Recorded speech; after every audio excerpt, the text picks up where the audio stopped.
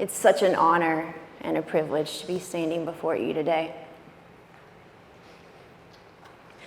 Being up here, I can't help but to reflect on how far God has brought me. Because you see, it was almost 5 years ago that I was a phase 1 client sitting in my first convocation.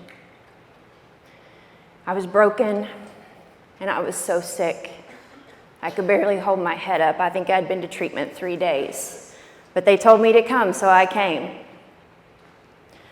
But I'm telling you, something happened that day. I felt the anointing of God in that room. I heard a message that resonated with my soul.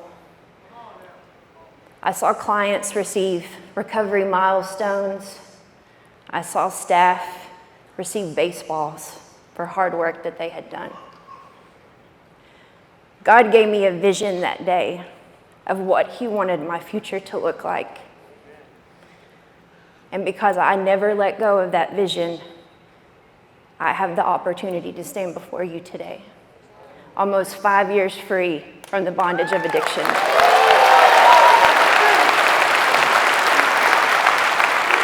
Thank you. Praise God. So my addiction story began when I was 13 years old. I grew up in a really good family. Addiction was not present in my family. We never even spoke of it. So when the opportunity presented itself when I was 13 years old, I took it. Little did I know, I had a genetic predisposition to addiction, so I was off to the races at age 13. That began a 10-year chapter of my life where I would live a double life. On one hand, I was an honor roll student, and I excelled at almost everything that I did. But on the other hand, I was a blackout drinker, and I was a pot smoker, and I was holding on by a thread. I ended up getting a scholarship to go to Morehead State University, and that just progressed. I was extremely lost, and I didn't know to ask for help. But all of that changed when I ran into Oxycontin for the first time. I was a junior in college, and within a week of trying Oxycontin, I was physically and mentally hooked. Within a month, everything that I had worked so hard for, all of my dreams, all of my aspirations, crumbled. I had to withdraw from school, and I had to go home to live with my parents. And shortly after that, I would be arrested for forging a prescription to Oxycontin. I was given a 5-year prison sentence, and by the grace of God, where I had never been in trouble before, they gave me a diversion, and I was given the opportunity to come to treatment. I never knew that there was a solution to my problem.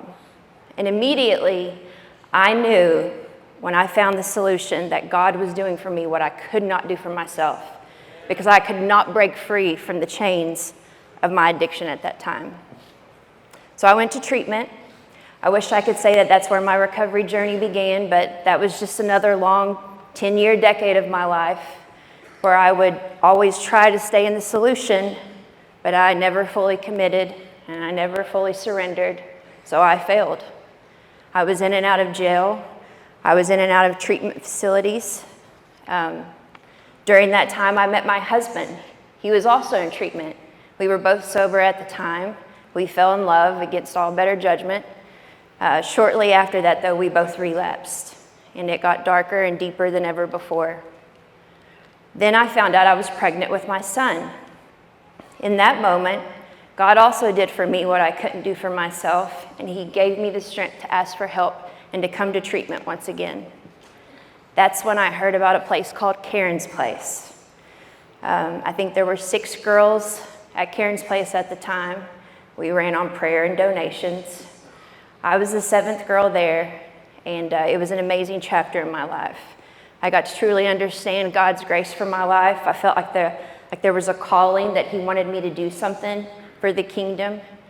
They wanted me to stay throughout the duration of my pregnancy, but once again, I wanted to do things my way. So I went home to be with my husband so I could have my son. Shortly after I had my son, I relapsed. So the next 5 years of my life, took a very, very dark turn.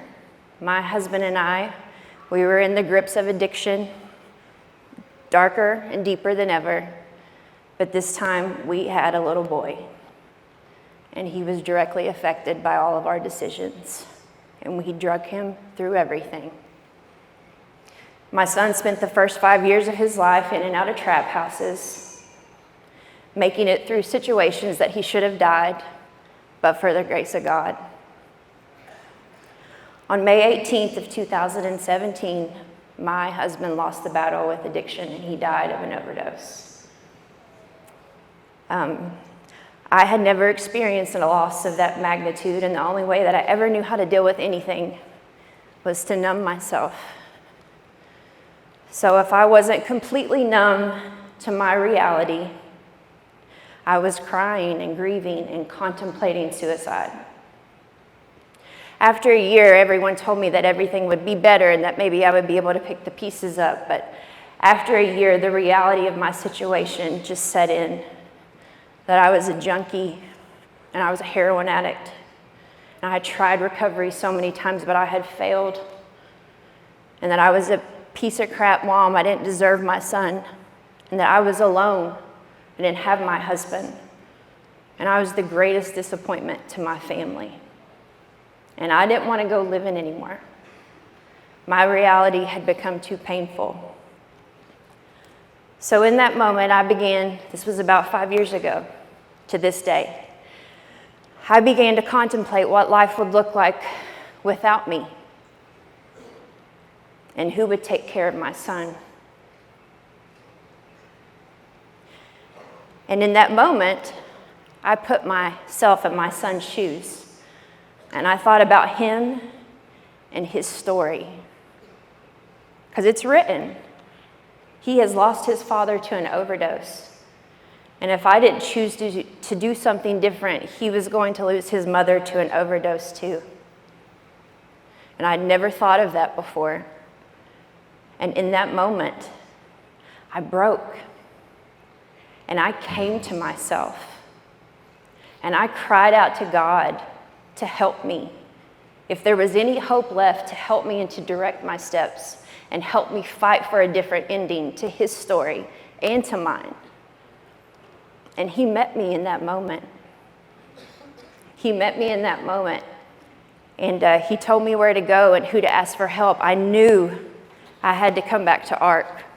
I needed help for my mental health, for my physical health, for my addiction, but I needed transformation that only God could give me.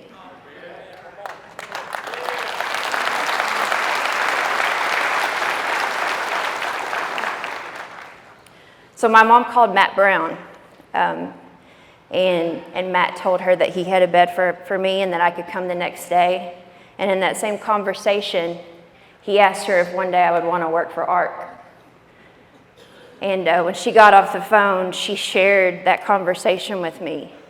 And man, I just started to weep because, he didn't even know me, but he saw something in me that I thought I was gone forever. And that was value. So the next day, I came to Karen's place, and I was more broken than ever. I had never been so sick in my life. I thought I had messed my central nervous system up. I shook for a month straight. I was completely humbled to my core in every aspect of my life. But it was through that humility that God was able to come into my situation and finally help me. He wanted to help me all along, but I lacked humility. I always thought I'd do a better way, but not this time. Every day that passed, I got stronger. And it took a minute. I had done a lot of damage. But as my body began to heal, so did my mind, and so did my spirit. Being at Karen's place, we were surrounded by so many godly women that spoke life into us on a daily basis. And so I continued to renew my mind, and I continued to learn where my true identity was. And little by little, transformation began to happen.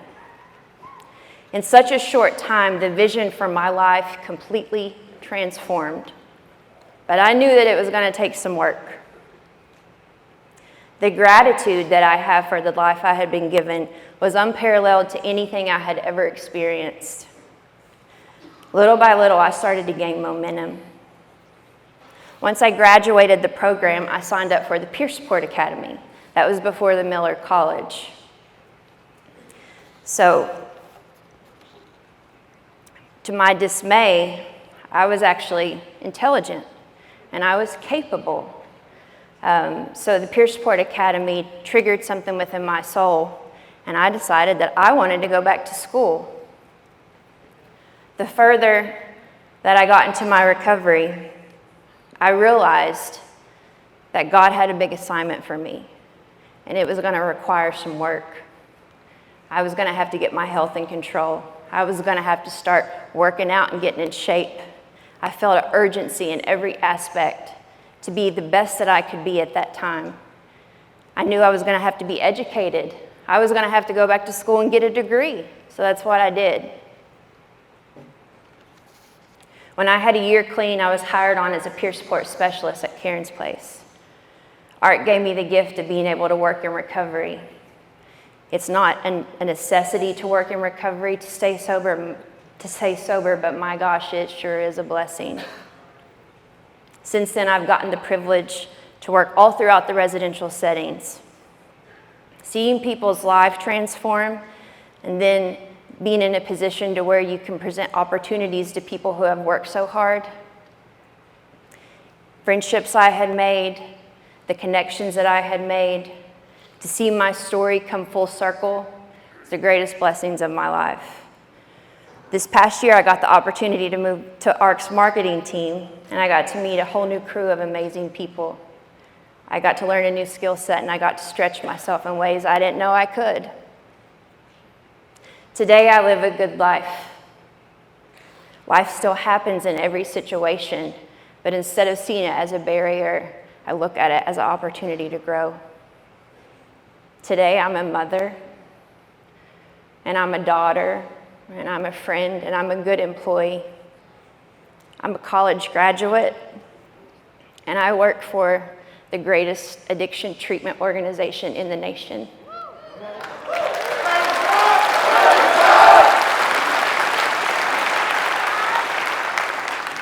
My perspective on everything that I have gone through has completely changed.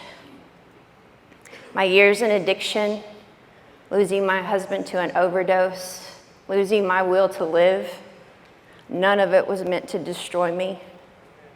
It was meant to bring greatness out within me. So with God, you have the opportunity to take what the enemy meant for evil and turn it for good. So that's what I want to encourage you to do today, to hold on to the vision of living a victorious life. With God through ARC, my life has been completely transformed. And today, you have the exact same opportunity I was given. Thank you all.